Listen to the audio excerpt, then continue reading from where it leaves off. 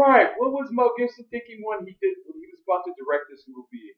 I'm thinking Golden Globe nomination. All right, Hacksaw Ridge. This movie is directed by Mel Gibson. If you're not familiar with this guy, okay, I guess you guys must have been on a desert island for the last 40 years. This is a biographical movie about Desmond Doss, a soldier who's involved in a war he does not want to be in. This movie takes place somewhere between Pearl Harbor and Normandy, France, D-Day.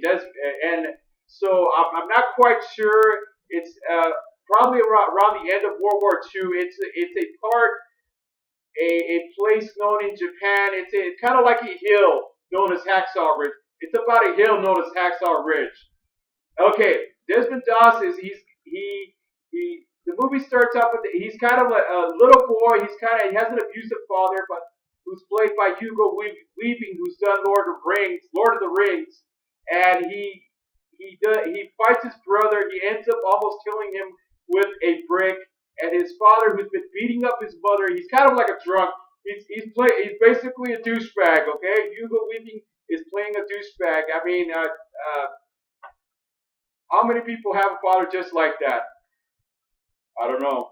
I'm not taking numbers right now, but so he tells they are Seventh-day Adventists, and they believe whatever it is that they're believing in, and they make him promise not to hurt another living soul for as long as he lives. And whatever he believes in, he takes it with him and he becomes an adult. He decides to enlist in the army it's because his father is a former World War I veteran, and he decides to go up, and he's kind of hesitant and fighting. He doesn't want to fight. Doesn't want to pick up a gun and kill anybody, and especially when you're in a situation like that, you might want to fight for your life.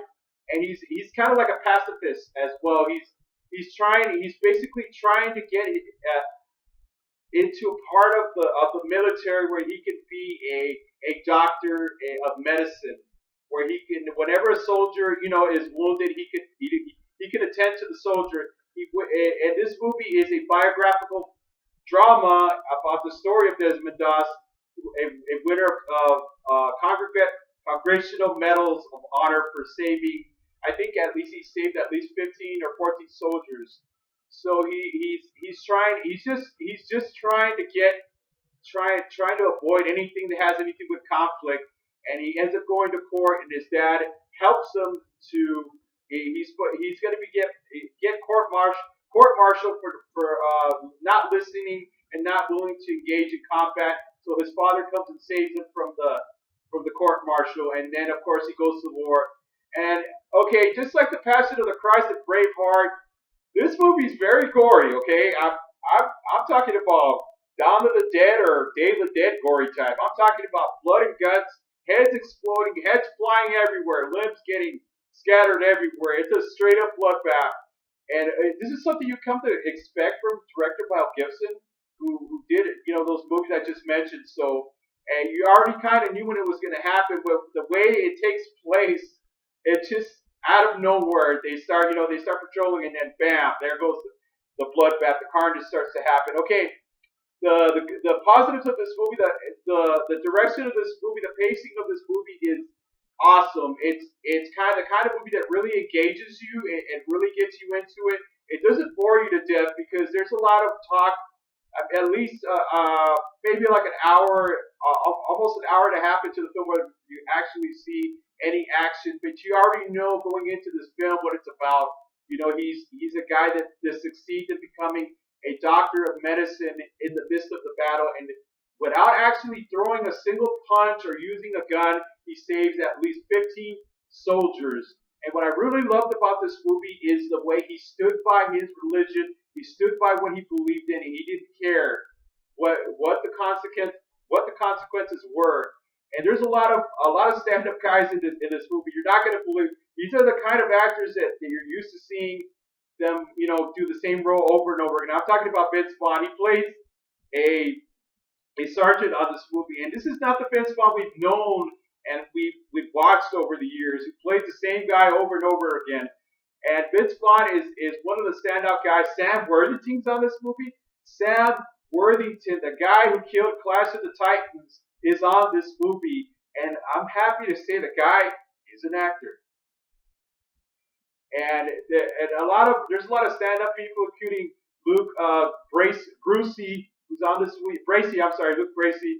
He plays one of the soldiers on here because there's a lot of stuff going on in this movie. There's so much stuff to cover. I really want to just get to the really good positives of this film. This movie is just basically standing up for what you believe in and trying to and not compromising one single bit of what your set of beliefs are. It's not just a test of the human spirit, but it's really staying true to what you believe in. No matter what, do not compromise what you believe in, and stand strong and believe in whatever it is you believe in.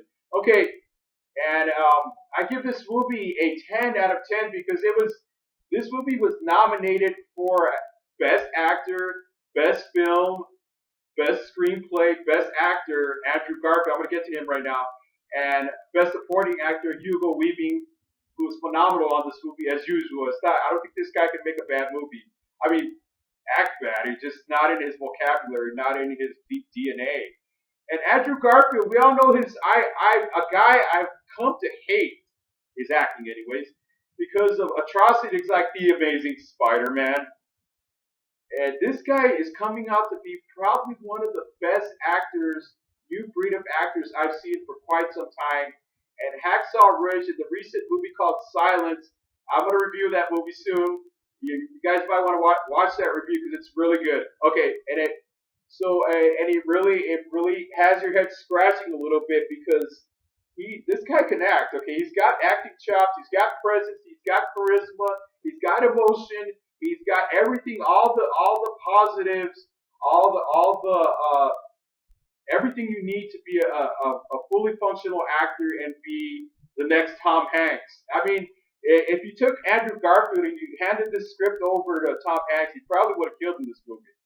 But let's just say that Andrew Garfield really steps up to the plate as a real credible actor on this movie, and he was just phenomenal on this movie. He really convinced me because I hated him as Peter Parker in Spider-Man, The Amazing Spider-Man.